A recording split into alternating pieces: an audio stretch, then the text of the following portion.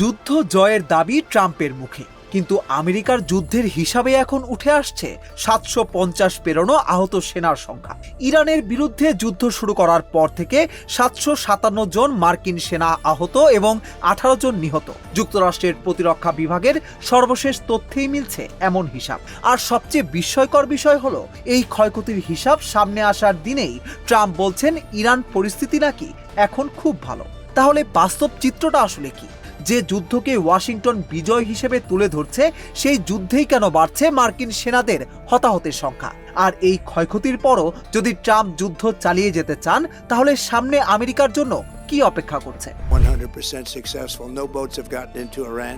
২৮ ফেব্রুয়ারি ইরানের বিরুদ্ধে যুদ্ধ শুরুর পর থেকে মার্কিন সেনাদের ক্ষয়ক্ষতির হিসাব এবার ৭৫০-এর সীমা ছাড়িয়ে গেছে।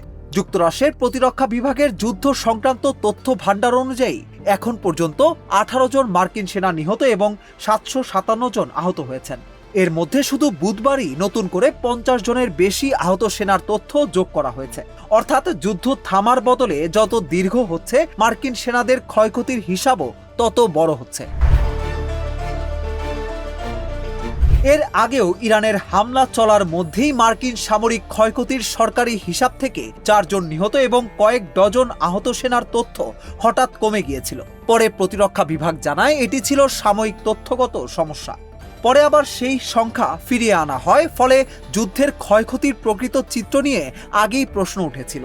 এবার নতুন করে ৭৫৭ আহতের হিসাব সামনে আসায় সেই বিতর্ক আরও জোরালো হয়েছে।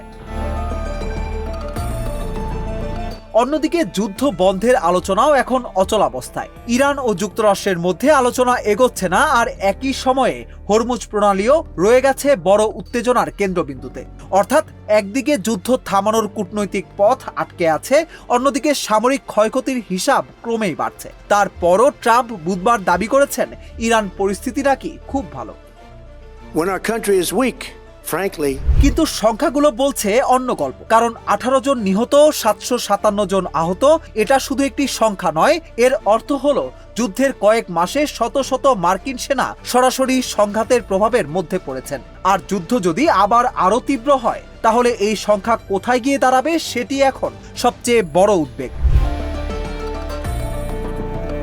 ট্রাম্পের মুখে যদি যুদ্ধের বিজয়ের গল্প হয়, তাহলে আমেরিকার নিজের সরকারি হিসাব বলছে এই বিজয়ের মূল্য কম নয়। ১৮ জনের প্রাণ গেছে, আহত হয়েছেন ৭৫৭ জন, আর যুদ্ধ থামার কোনো পরিষ্কার পথ এখনো দেখা যাচ্ছে না। তাহলে সামনে কি ক্ষয়ক্ষতির এই সংখ্যা আরো বাড়বে, নাকি ৭৫০ পেরোনো এই হিসাবই শেষ পর্যন্ত ট্রাম্পকে যুদ্ধের ভবিষ্যৎ নিয়ে নতুন করে সিদ্ধান্ত নিতে বাধ্য করবে? কারণ যুদ্ধের ময়দানে বিজয়ের ঘোষণা দেওয়া যত সহজ, সেই বিজয়ের মূল্য কতটা তার হিসাব লুকিয়ে রাখা ততটা সহজ নয়। continue to do exactly what we're doing.